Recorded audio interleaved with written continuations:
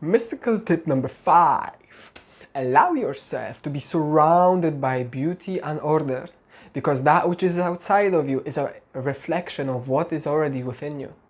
If you have chaos all around you, that means you are choosing to have chaos within yourself, and you're going to make it difficult to focus and proceed in a structured manner. Mystical tip number 6. Always tell the truth. You are enough as you are, and by choosing to tell the truth, you are saying that you are enough and that you are good enough to be you. Mystical tip number 7.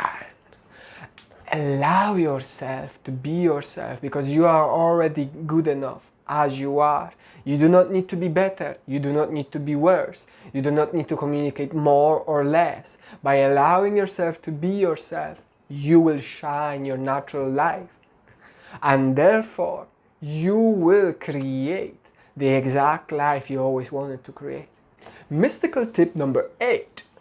You can create absolutely any life that you want, regardless of where you are in your life. When I was a child, I grew up in a space that was very poor, and yet, through my beliefs, I managed to take hold and change the things that I could and move myself into spaces where I am at now, where I can enjoy my life every single moment.